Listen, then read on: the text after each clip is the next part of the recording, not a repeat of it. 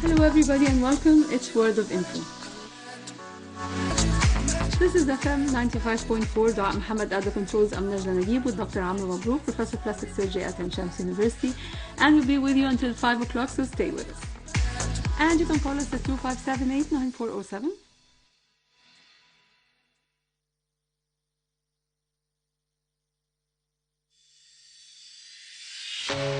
And today we have a very special guest and one of my favorite, Hisham El Kheshen, famous author of a number of novels, and of course we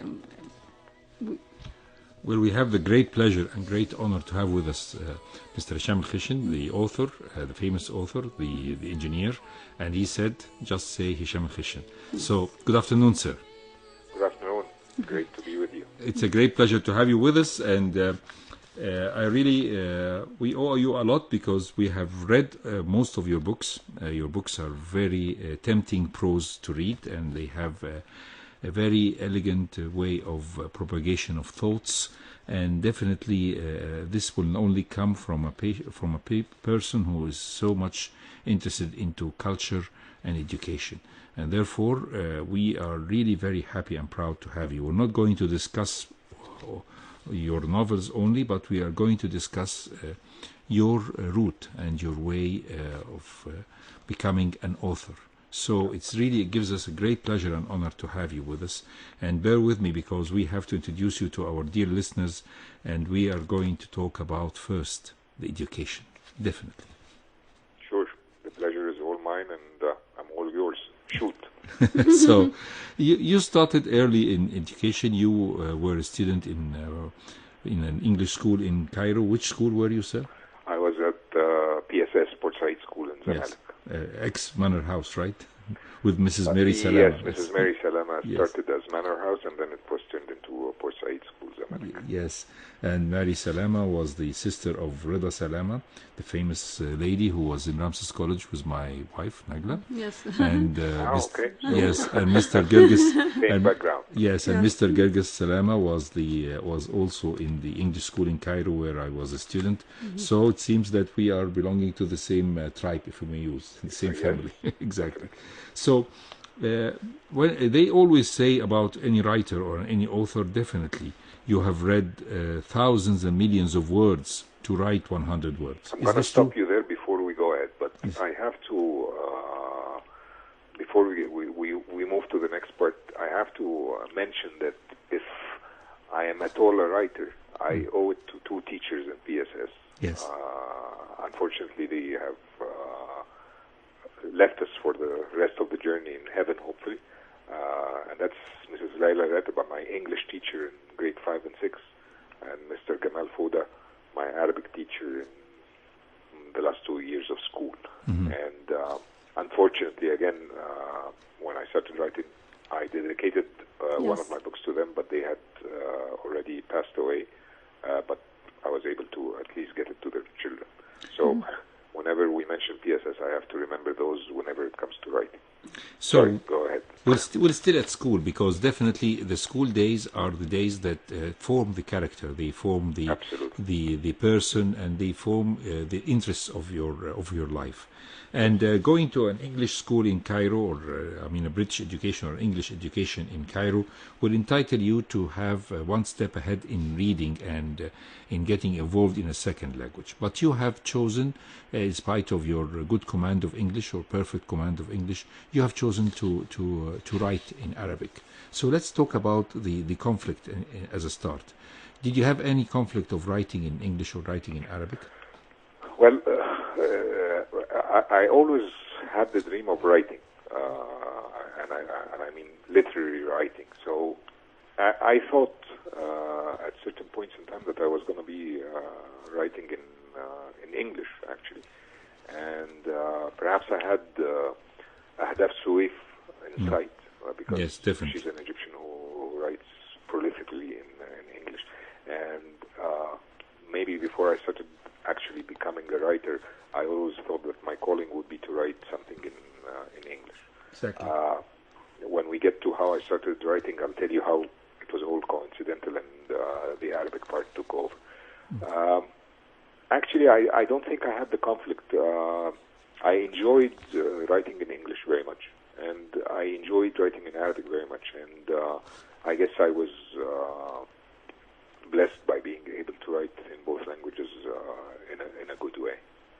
You talked about your teacher and professor in the final 2 years of the secondary school, the late gentleman who taught you Arabic, and he I think gave you a big boost in guiding you in writing. Yes. Tell us about this experience, because always a good teacher definitely is very effective. Well, again, I'm going to have to combine both, because Please. Mrs. Ratib, and that reflects in my Arabic writing, although she was an English teacher. Exactly. But, she concentrated very much on my sentence structure. She's the one who taught me that, sentences should not be long, and that you have to put your information in there in the most concise way. And that stayed with me. And in secondary school, at the time, we had actually British teachers who were teaching us, and there was another teacher, Mr. Hackett, who again refined my writing even more. And somehow, and I don't know how, but that reflected in my Arabic writing, where it was taken by Mr. Foda, Mr. Gamal Foda, and he really polished my Arabic style.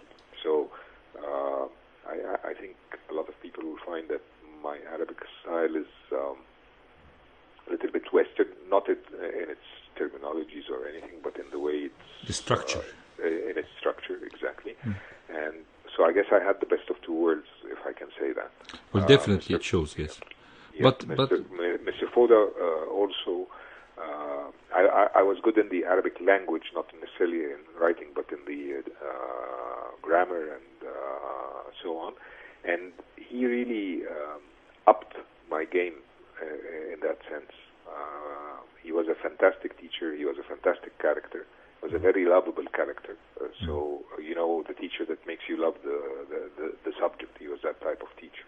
And together with a lot of reading at the time, that I think made my style even better. But when we talk about literature, definitely these two magnificent teachers have pushed you to read a lot of prose and literature, right? Whether Yes. this was Yes. the English teacher or the Arabic teacher. That and the school. I don't know about schools now, but we used to read a lot, even as homework. I mean, we started reading Dickens in year 5 and year 6, maybe abridged texts, but we actually read Dickens. We read Emily and Charlotte Bronte. We read a lot, and the library was an integral part of our education, and we had to read and report on a book at least once a week. And that was not only for English, that was also for Arabic. I started reading Akkad in the first year of secondary school, despite how difficult he was. And of course, we also had the privilege of the times, and like you say, we're the same generation. We had Ihsan Abd al-Quddus every week in Al-Ahram. We had Nagib Mahfouz every week in October, the magazine. So we had a lot of reading to do, and we had a lot. And of Yusuf Idris as well. Yusuf Idris, all the great ones. Yes, definitely. These were very jolly good times for anyone who loves reading to read these famous pillars writing regularly in Al-Ahram newspaper and in October magazine and in Akhbar as well. Definitely these people were very talented, and their talent was emitting a lot of emissions and light. So somebody like you, who was very much into literature, was very much in reading, suddenly, or I don't think it was suddenly, but I think it's quite, some people would look at it as awkward, that you decided to go to the Faculty of Engineering. I know that the engineers rule the world, as a matter of fact, and they are controlling the whole world, and behind every magnificent step you can find always an engineer, whether this engineer, and of course Egyptian engineers are famous, the pyramids are still there, and the whole pillars of civilization. So tell us what pushed you to study engineering. Well, actually, I have a bit of a story here. In the year before Thanawiya Amma, I actually finished my GCE.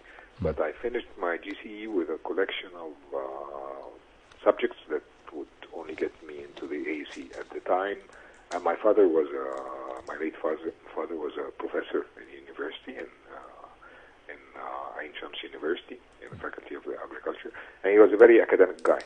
And at the time when I told him, listen, I passed my GCE and I can go to the AUC, he had a major objection. And he said that he would like me to go to an Egyptian university. And actually, that's a piece of advice that I owe him until now, because he said that the Egyptian universities are bigger, and I will have more exposure, people to know, different cultures, and that these will be connections that will stay with me through my life. And everything he said was very true. And therefore, I went on to take the, again, a funny story there. I went in. I have a brother who's an economist, and I have another brother who's an architect, and my mother said, listen, we don't have a doctor in the family, why don't you go to yes, and study medicine? We could have been colleagues by now. Yeah, and I went to the science section, Alum, for 1 week. And then, no offense, but it was a very serious class. So everybody was extremely serious. They all became great doctors, but they were very serious. So I decided I wanted to be in a more lively class. So I moved to the math section. I had a lot of friends there. So I moved to the math section. And I went ahead and I scored very well in Thanoyama. And at the time, I thought I wanted to go and study economics. And then I discussed with an uncle of mine who was a lawyer, and I thought that's through the summer of Thanoyama, that I wanted to go, and maybe I should go and study law. And then on the day, we used to put stamps to choose the universities. Yes. On the day I was putting stamps, two of my best friends said, listen, stop it, you're coming with us to engineering. And so there was no plan. And I put Cairo University Engineering, and I got there, and there you go. That's the story. So there is no real plan that was there. So which section have you graduated from? Civil engineering or Civil architecture? engineering, yes. So at least your mother had her choice not to have the same repetition. I mean, one is At architect least, and the other is civil engineer. She has two specializations at home. Yes. So civil engineering is a very important branch of engineering, but it is very demanding. And civil engineers have extreme work to do, and usually they go into the field and they have great involvement in checking the numbers and checking the material and making sure that these buildings are built to stay. So this is a tough job, don't you think so? Actually, it is, yes, but within civil engineering there are several specializations. The structural engineers are like the surgeons. That's the difficult part, the heavy part. All civil engineering is difficult and heavy, so that none of my colleagues get angry at. But yes, this is the very the toughest part is the structural, and you have to be very careful with what you're doing, what you're designing, and so on. And that was not for me, and that's why I quickly moved on and got my MBA. So I started being more on the engineering management of site. And that was how my career was well balanced, huh? Yes. So yes, I've worked as an engineer. I've worked as a site engineer. I've worked, but that was in the very early years of my career, and then it was mostly on the management side. So now you are managing, for example, projects, making sure that the structural engineers are doing the right job, if I understand, or what? What is management? I'm managing projects of larger scale. I'm managing a company that does big projects, and that's what I do. That's what I've been doing for the last, I'd say, 25 years. Now that you have some time for yourself, you started writing during the Faculty of Engineering or during school, or when it became so serious to be... You mean from a literary perspective? Yes. Absolutely not. I was actually always commended on my business writing. I wrote good business Proposals. proposals and letters, and actually I always wrote very good ones when we were fighting with the other party. So they used to Like get a lawyer, my right? mind. But no, I actually, since my essay in the English language and my ta'bir in the Arabic language exams of the ثانوية عامة for a long, I never sat down or wrote. I never did that. Oh. All the way until 2009. And then we'll come to that story. I'll leave that when you ask me about it. But Well, we have to ask you about it right now because you brought it up.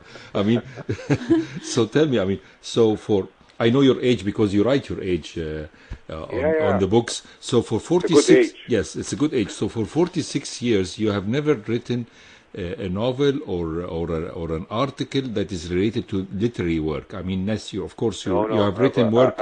I was just doing a lot of reading, I guess. Yes. Wow. So what pushed you in 2009 to start writing?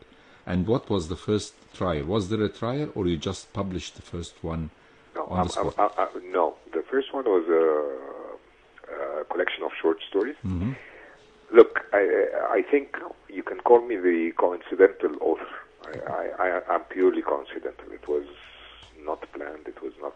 Now, okay, let me qualify that. I always had the dream, but I never worked for it, or I never planned for it.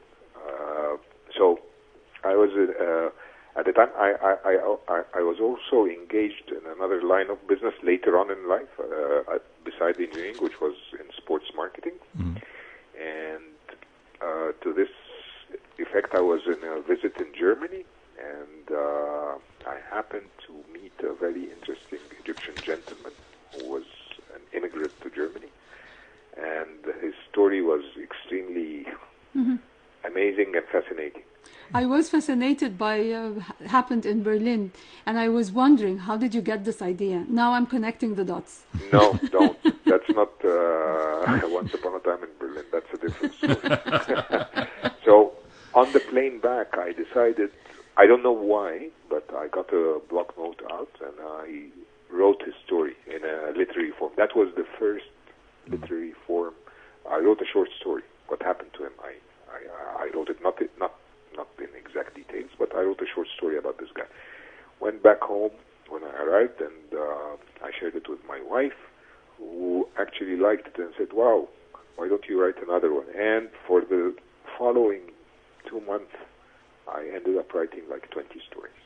Short stories, like type Short of stories, these yes. so they character were about profiles, short stories, and it. And then a friend of mine, who's also famous, or he's even more famous than me, Assam Yusuf, we met and I told him, "Listen, I wrote 20 short stories," and he got very excited and he said, "Listen, give them to me," and I gave them to him, and he went to his publisher, shared it with them, and they called me and said, "Well, they have the makings of a good book. Let's put them in a book and publish it." And that was my very first book, which was حكايات مصرية جدا, very Egyptian tales. And to that extent, I was happy. I mean, I got published. The book went on to be a bestseller, and I had, ticked one of my bucket list items, and that was it. But then my publisher, who are the ones who published the book, Egyptian Lebanese Publishing House, الدار المصرية اللبنانية للنشر. My publisher, Mr. Muhammad Rashad, the chairman, asked to meet me, and I went and met him. I didn't know what he wanted, and I was extremely surprised when he looked me in the eye and said, "Listen, I see you have talent there. I want you to go and write a novel." And it was not on my mind. But I like challenges, and the encouraging words that someone who's so experienced in the publishing business thinks that I'm talented enough to write a novel got me going. And I wrote my first novel, which was ما وراء الأبواب. Yes, behind I this, read. what, I write behind doors or behind closed yes, doors, and what I find what it. is behind closed doors. Yes. Yes, I find it very interesting. And although we decided that we're going to give or dedicate this program to the three last novels, but I think Behind Closed Doors also was very interesting. And this was your first trial in That was novels. my first trial, and I got an incredible boost of encouragement on that. Um, Dr. Jalal Amin, Yes. may he rest in peace, read it as a draft in 2010. It was published in January 2011. He read it as a draft in 2010, and when asked at the end of each year, Al-Ahram newspaper asks a lot of prominent people and scholars what was their best read during the year, and in Al-Ahram on the 25th of December 2010, Dr. Jalal Amin went out and said that his best read was Mawara al-Abwab, behind doors. It was very stimulating, and the exposure It was of extremely stimulating, and that was it. That's it. I just started writing. wow, this is a lovely story to be told, actually. So I don't have a story where I always had the urge and I wrote, and I think I was just coincidental, and I was very lucky to be well received and to be where I am today. So before we go into the books that you have written or the books that we decided that we're going to talk about, we have to ask you something. I mean, some people when they write a novel, they say, I just write a novel. I see one of the characters, I see two of the characters, and then three, and then they start intermingling, which is totally, looks to me very a bit chaotic. But others would say we have a plan, we have a plot, we start writing names, and then we start writing the characters and how they are going to mix and intermingle with each other, and then we get a novel. So are you doing this as you find a plan? When, for example, Hassan Qudus was asked how you write your novel, he said, actually, I see a lot of people and I mix and match some characters and put them all in one story, and these are partially true and partially false, and that's it. And of course, he's oversimplifying things. A man with the caliber of Hassan Qudus. So tell us how you write a novel. Do you see the characters from the start, or what? Well, it starts by being stimulated by an idea. Yes. So a thought. For instance, I have two vivid novels that I can quickly tell you how they came to be. Yes. One is Adam al-Masri, and that was, I was at the time, stimulated by the idea of euthanasia. So I thought I want to write a novel about euthanasia. Yes. So it was, I read it, of course, it's very interesting as well. Yes. yeah, and when I get this stimulating thought, things start, getting together. So characters jump into my mind, and but then the engineer comes in, and I do this Excel sheet where I thought that.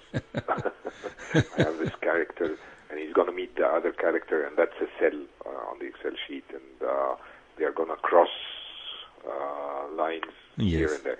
That's a very basic thing, not a very detailed, not as detailed as people would think. But then I have this notebook where I work with scenes, and I work with consecutive scenes. So the very first scene is very important to me, and once that starts, there is a sequence of scenes that come to life. So I think of the first scene, and if this is the first scene, what is the second scene, and so on and so on and so on, while the characters are being built. And then, so I have the beginning, and eventually I reach an end in a certain sequence, and I start writing. Now, it does not necessarily end up in exactly that sequence, and it does not necessarily end up with that number of scenes. Other scenes may be needed, and they come in, and so on. How long does it take to do all this process? Well, the process of putting it together and the scenes, and it depends on the genre. For instance, if it's a historic novel, then there's a lot of research involved. But normally, it takes to a year and a half to, that's before writing one letter on paper, to put the novel together, between what's in my mind and what's on the notes. And then the actual writing is usually between 3 to 6 months. Okay. So you take your time, so there are a lot of drafts, right? I take my time because, again, fortunately or unfortunately, the engineering side is a little bit too meticulous. So I have to be, I take care of a lot of details. Sometimes it's too much, but I'll give you an example. For instance, in my novel Graffiti, it took me like a month to get the map of the French underground, the trains, because I wanted to know which train my heroine would be taking from her house to the Sorbonne. Yes. Until I found it was underground number 9. Now, don't ask me why it took me that long. I could have, and it was used in half a sentence. But yes, I remember underground number 9. Yes, I know that. But for some reason, I had to know. And that's why whenever we read a novel of yours, I feel that you have been to this place, you were actually there, and you actually know the people. Is that true or not? A lot of the places I've been to, some places I have not, but most of the places I describe I've been to. So of course, not at the time, not in Paris in 1928, but I've been to Paris, so definitely not in 1928. So I think now we are very well prepared to go to Graffiti, but after the break, with the famous author Hisham El Kheshen. And really, we're enjoying your talk in this this beautiful afternoon in Cairo. It's a bit hot, it's a bit warm, over warm, but still, I think it's we have a lot of emotions there, and we are talking with the famous author Hisham El Kheshen about his beautiful writings and beautiful prose. Stay with us in FM 95.4. World of Info, and please, Hisham El Kheshen, Mr. Hisham El Kheshen, please stay with us online. Of course, thank you. Thank you. With Hisham El Kheshen, famous author of Graffiti. Yes. So we are going to talk about Graffiti first. You're still with us? Hello? Hello? Yeah. Yes, you're still with us. We're talking about Graffiti, and definitely, this is an interesting book. It was shortlisted in the Booker, in the same year of its publishing, and I believe it I know that the Booker sometimes is a bit political, and therefore I think you deserve it, and this book should have taken the Booker because it has taken the novel, or the historical novel with the local effect and the characters. Definitely this is nice. But let's start with 1928, the year that you have chosen to start your novel. Actually, that was the original title of the novel. It was written, the whole draft was 1928, but then my colleague, Mr. Ahmed Murad, published 1919. Yes. Before I published like 2 or 3 months before, and therefore the publisher decided we should change the name. Yes. Well, 1928 is a very, very important year in Egypt. the history of Egypt. Yes, but unfortunately, it is known for the wrong reason, or for the bad reason. It's known for the emergence of or the start of the Muslim Brotherhood. But actually, when we read the history, 1928 was a very, very, very important year for the liberal movement of Egypt. And one of the important points or happenings in that year was, among a lot of other things, was actually that the Egyptian government sent to Oxford, Cambridge, Imperial College, and the Sorbonne 12 young ladies, and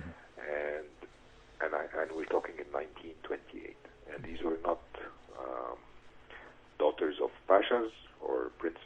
They were from middle-class families, not necessarily from Cairo, but from the Delta, from Alexandria, from Cairo. And that was the culture, that was the liberalism Egypt was. We were sending our daughters to get their education abroad. And that was so advanced and so avant-garde, like they say. And that needed something to be written about. But it all started with, for me, this novel all started with Duraya Shafi. And she came to my attention Yes. when I was part of the demonstrations against the Muslim Brotherhood in the streets of Cairo during their reign. And there was one demonstration where they raised the flags of the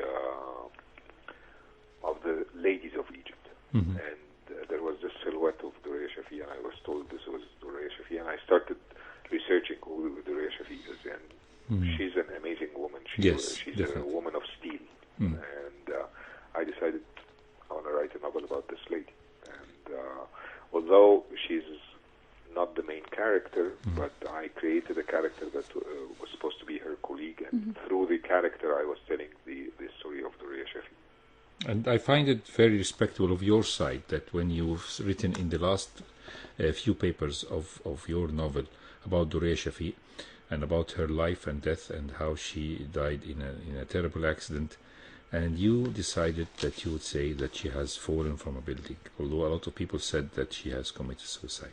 But when we talk about her, with all due respect, the fact that this lady was a young revolutionist, and she came in very strange times to put up the liberation of women and to ask for the free elections for women, and in 1951 and all this, the right of vote. the right of vote, The suffrage, and knowing that the right of voting in European countries, whether this in the UK or the US, were not given to the women except very late in Switzerland was given 1971. Yes, Yes. yes.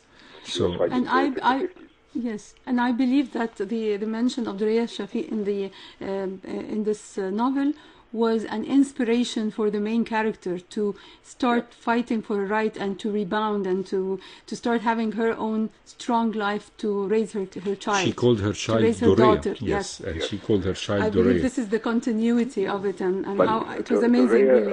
also, we have to give her credit and salute her, Yes. not only for the right of voting. Duraya actually, among the men and women of Egypt in 1954, wrote a letter against the Nasser dictatorship. Yes. Hmm. And she was a woman of steel. That's the only thing you can Yeah. describe her. Definitely, and of course we have to give a mention to the characters, how they were carefully knitted. And I believe, I always say to a lot of my colleagues and my friends that 1928 marks the date that the British occupation or decided to build up the Muslim Brotherhood, because 1928 was following the 1927, when they were very relieved to know that Saad Zaghloul, the liberal leader of Egypt, the man who Egyptians felt that he is the real godfather of this country and the real protector, he died. And when he died, the British thought that this will be the end of the liberal movement of Egypt. And then they found that a great man has come to the helm of the leadership, Mustafa Bashar Nahas, a man of great stamina, a man of great substance, and definitely was loved by all the Egyptians, even included were Nasser and his colleagues, when they thought that, and they knew that his leadership nobody can deny, and nobody can overestimate his chastity or integrity. Such man, the only way that the British thought of defeating him was by building the Muslim Brotherhood as a fascist movement that would push the Egypt back in the medieval period, and to stop thinking and to stop going into culture.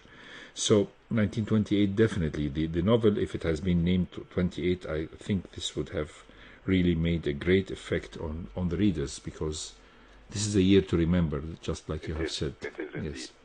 When But we talk, we yes. wanted them to remember it for the right reasons, not Yes, for the wrong reasons. yes, It's yes. currently remembered for the wrong reasons. Yes, and of course, beside that, we find the characters are very carefully knitted, and I think that the involvement of the most extravagant character is not just Nawal, who was very advanced, and unfortunately she has been molested and harassed by her husband and abused by her husband Kamel. Without burning the story or plot for the people who didn't read the story, I think that the husband abuse, what I love is that in the end, Nawal revolted. In the end, Nawal asked for her freedom. And she asked the help of Mukhtar, who was representing the decent, cultured man at that time.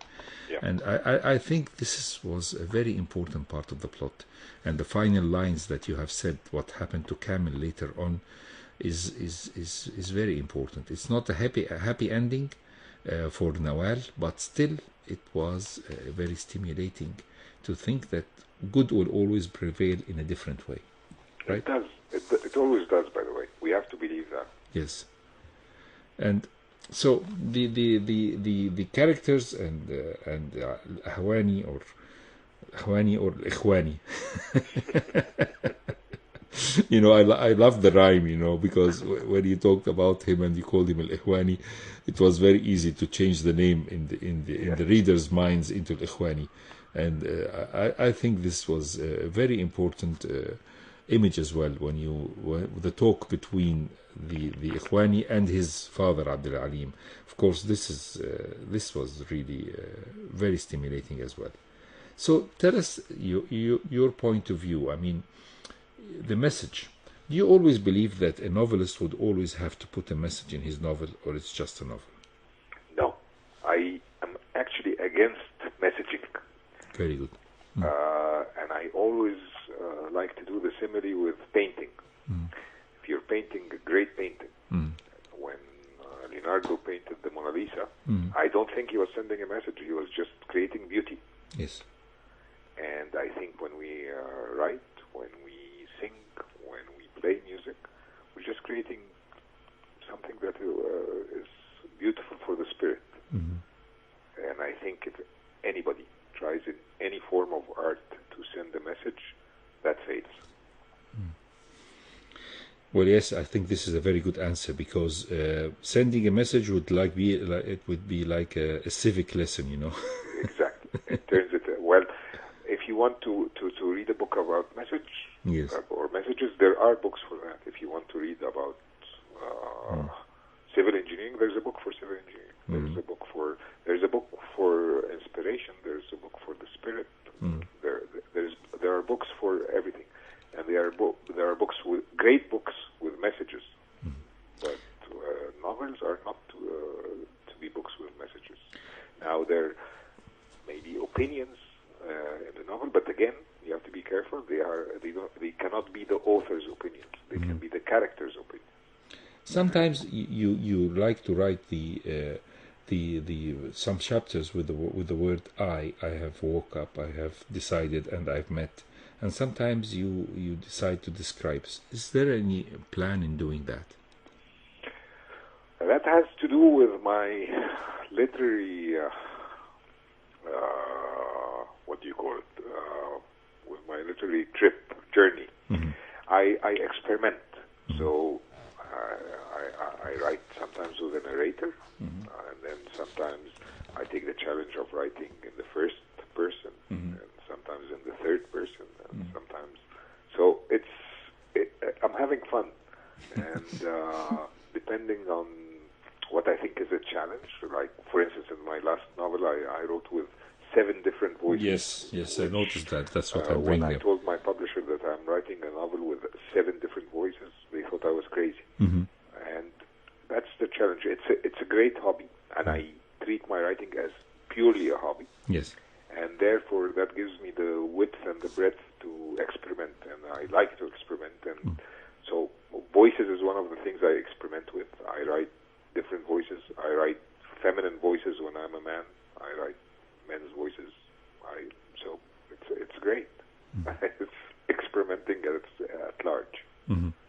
So you're a man who's enjoying whatever he's doing, and this is very interesting, because we have to talk after the break with Hisham El Kheshen about his beautiful novel, Once Upon a Time in Berlin, حدث في برلين. Yes. That's an interesting book. So stay with us with Mr. Hisham El Kheshen, the famous author, who's talking to us and dedicating some of his valuable time to our program, World of Info, from Radio Cairo 95.4 FM.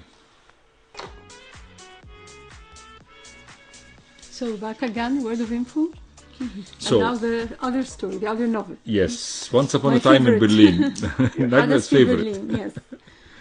So, Nagla, you have to start because you're the one who please, attracted out. go ahead. I go ahead. I just need to ask the first question about this very smart plot. Yes. How did you think about that? Again, it started. Actually, I had two simulators. One was I came across the fact that there was a lot of Nazis who fled to Egypt in the 50s. Yes. And one of them in particular had a very interesting story. He actually was a doctor, came here to Egypt, lived and died in Egypt in the year 2000 or 2001 under the name of Dr. Tariq. He lived in the Hussein area. Fantastic story. The Mossad kept trying to get to him, and they were never able even to get to his body when he died. He made a very intriguing plot as to how he was going to be buried, and nobody could find it. And that was the original context. I liked this story. I wanted to write about it, and I thought I was going to write about a man, a Nazi. At the same time, there was a piece of news on the BBC where Stradivarius was sold for, I think, for $10 or $12 million, and I said, "Wow, why would a violin be so expensive?" And I started reading about. I didn't know about Stradivarius before, and I started finding out about it, and somehow that got tied. But the actual change was when I decided I was going to write a novel about a lady Nazi and get her into Egypt. And the plot was completely different. She was going to come in Egypt, get married, have children, and they would discover later on that their mother was a Nazi. And then things changed, and this is how the novel came out as how you saw it. She didn't stay in Egypt for long, but she left an imprint here before she left, and that was it. The novel got written. Yeah. It's not that easy as you make it sound like. Yes. I have to tell you this first of all. And the second important point, I love the idea of the research that you're doing. Because we had the pleasure and honor of having 2 consecutive ambassadors of Chile to come to our program. And you know, of course, that Chile has 2 important characters. First of all, it is the biggest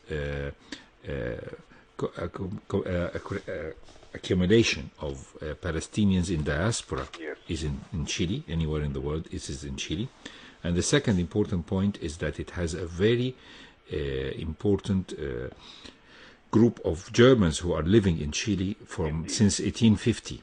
And they are the ones who's controlling the origins of the German origins, who have a lot of money, influence, and they are very rich businessmen. And Chile owes a lot of its economic success to this German community, ex-German community, because they are pure Chileans now. Very true. So I thought that you're going to put Argentina, as everyone is saying, and putting on Brazil, but you have chosen the very right place that a lot of people never thought that a lot of Germans would go to Chile, right? Well, that and Pinochet, because I needed Pinochet in my novel, so the combination worked. Yes. And by the way, a lot of Chileans believe that Allende was not that good. so this No, is he wasn't. No, he wasn't. because he nationalized all the industries and all the governments. Yeah, but what wasn't also in the novel is that the Keynesian economics, where Chile was the field test for that, and although it had early successes, it ended up in disasters. That is a very important lesson for this country in particular, or from this country in particular. So we go through the pages very rapidly, and the excellent prose, and we owe that to the PSS, the Port Said School. Absolutely. So the excellent prose that is flowing and making life very much easier for you to pass through the sentences and the words and reaching the finale. And we have been running after the words, and we have visited many countries. So you made us visit the Western Germany and Berlin, West Berlin, East Berlin, and you didn't leave us there. You took us to Cairo, and you took us to Alexandria in the 60s, and you took us to Seoul with the Olympics, and then you took us to Chile Wow. Where are you going to take us and again? Genoa in Italy. Yes, and Genoa in Italy, Switzerland. and Switzerland, and of course Yes. the crossing of the borders, and explaining that not everybody who was doing this job was really loyal. I mean, some people were taking money and taking bribes and taking even sexual bribes for their permits. This was really very stimulating because a lot of things, and I believe I read once a story about the escape route of the Nazis through Italy, mainly through Italy and through Spain and Portugal to Latin America, and this was a very very well knitted network of transport. Odessa. Odessa, yes. Yeah, and in Italy in particular, it was actually through the Vatican. Yes, quite a bit. yes, Yes. and even people tried to incriminate the Pope himself, which of course At one was point in time, yes. was very much denied later on by the Vatican, but definitely they were taking it from like a crusade or a religious different. Well, that, and I think there were a couple of cardinals who were actual very loyal Nazis, or they had their beliefs. Yes. They helped quite a bit. And I really find that interesting. So the characters went on and off and went through, and yet I think one of the biggest surprises was the ending, which we're not going to burn for the readers who didn't read, but the famous, or the final act when Layla talked on the radio Berlin. I think this was very interesting because it has helped to put a lot of dots and clarify a lot of things, because anybody who reads the novel until before Layla meeting with the radio could say, oh, this is a normal Holocaust like story or a novel, and this is like we have read that a lot about how people are punished and banished, but you started the exposure of the misunderstanding of the Holocaust. Definitely the Jews were involved, but there were a lot of Slavs and a lot of Gypsies and a lot of even Muslims. Bigger numbers. Huge numbers of that. Yes. So tell us about that, the final act. You tried to pull the plot together, or what pushed you to do all this? Well, I think every novel may have one or two what they call master scenes. Mm-hmm.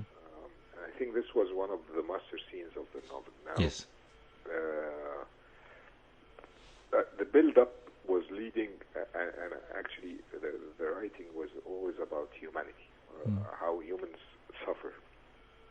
Now, while dealing with the Holocaust issue, again, what was always nagging me was, has always been nagging me, yes, the Holocaust happened, it was horrific, but there are so many horrific incidents in the history of humanity, and for media reasons, we only talk about a few of them. Yes. And that was the main premise of the radio interview. And it was a radio interview intentionally. It was not a TV interview, although it was in 1991, because I wanted to focus more on the sound in the ears of the reader rather than having an image and a sound. And I think it came out nice. Definitely, and the final sentence was that victims can sometimes become tyrants in the end of their... They always do. Yes. They always do. If given the power, a lot of them do. Yes. So, when we talked about how did the people perceive Once Upon a Time in Berlin? Was it a big surprise for your readers or your fans? Because I know that you're having, mashallah, a lot of fans nowadays, and they are important. I think let me important ultras of Hisham, right? Let me use the conservative British terminology. It was very well received.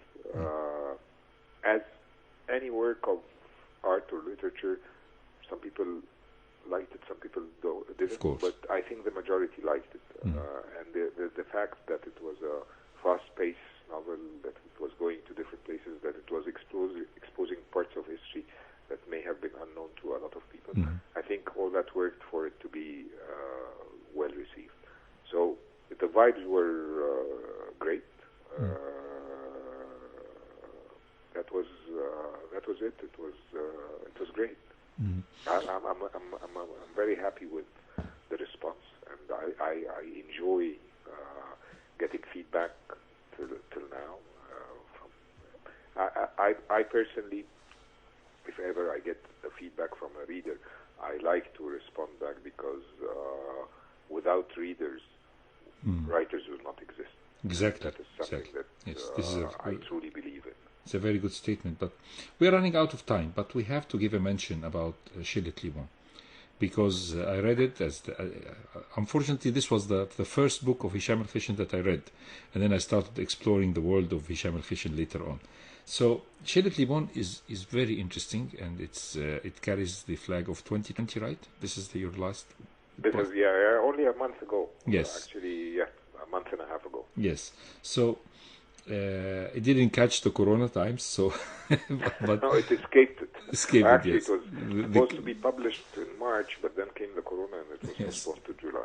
But there are 7 characters, and these 7 characters are so sophisticated, and they are really interesting, and the book deserves to be read. But when we talk about Amin, Aziz, Aida, Huda, Ibrahim, Nadia, and Karim, and every one of them, they came all of them from the same social background, except for, of course, Ibrahim, who's coming from not a lower middle class. A different one. Yeah, a different class, yes.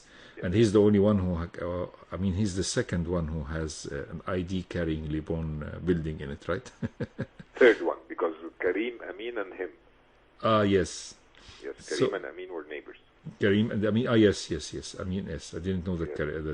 He was the one who made sure he because got the address right. Yes, because he was living on the next floor, Karim, right? Yes. So when we talk about Karim and Amin, the people who lived most of their lives abroad, and Nadia, who's the Swedish Egyptian, and you started talking about the law and how fierce Nadia has had her bad experience. So. And Aida, who went east. So the characters are very beautifully knitted, because they definitely went out. And the poker, or the night of the final night in the year, where they meet, the New Year Eve, definitely is interesting. But I always wanted to ask you the question. I've read 3 of your novels where there is a poker game. Right?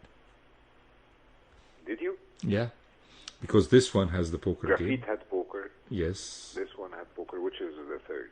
The third one is Adam. Oh, yes. I forgot. Yes. Okay. What I remember. I'm not a poker player. Let me answer that question. Yes. I know that you're not a poker player. I am very intrigued by the game. It's a fantastic game. It's not a game of luck. It's a game of strategy, and I like the game very much. Yes. Unfortunately, I know how to play it, but unfortunately, or fortunately, you're lucky. You would have lost all your civil engineering gains. Well, this was more or less like a final question, because a lot of readers definitely noticed that you are putting always the game, and especially when Yusri decided to explain to the guys in his final moments and in his final exit, the extravagant exit. Yes, the extravagant exit of Yusri out of the novel. Although he started the novel, he had his extravagant exit a few pages later. Definitely, this was stimulating, especially that he stayed for maybe 4 or 5 pages discussing with them how to play the game and how to get intrigued in it. So I think that the plot, or how to attract them, was very interesting. And we are running out of time, Hisham. Yes. Definitely. But I have one question. Please. About this, and in Shilit Limon, and this is inspired by your words. When do you personally stop, and when do you challenge? That's a good one. I guess the challenger usually continues on, but as you grow older, you learn when to stop. Mm. And this is becoming more and more, the wisdom of the years is taking over. So I don't challenge as much as I used to be.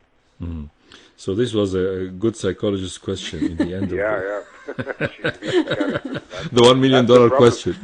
That's a problem. So we have to be careful when there is a psychologist in-house. Yes. Well, Mr. Hisham El Kheshen, we really enjoyed your talk today, this beautiful afternoon. But you are a very rich personality, and definitely you promised us to come again, and we promise that we stay in touch. And please join us once more to talk more about your novels. And we have to give Liban group, or shall we call it a little gang, or what? The gang Team. of Liban. The gang of Liban, yes. The gang of Liban, we should give it more input because it carries a lot of characters, and every character has its own aura and stigma. And we have to discuss these 7 characters because they have a lot of things to say. The I Liban am click. game, like they say in poker, so whenever you're ready, I'm ready. Okay. Yes, thank you very much. This is very inspirational, and looking forward to your next novel. Thank you. Thank you very much. Well, it was great to have you with us, our dear listeners, with Hisham El Kheshen, the famous author, the civil engineer, and a thinker, and a liberal person and gentleman. This was The World of Info, coming live from Radio Cairo, FM 95.4, Studio 3. My name is Amr Mabrouk. Najla Nagib was with me in this beautiful afternoon, and Dua Muhammad was doing a marvelous job on the controls. Stay with us and stay tuned always to Radio Cairo, and we hope to see you next week, same time, same station.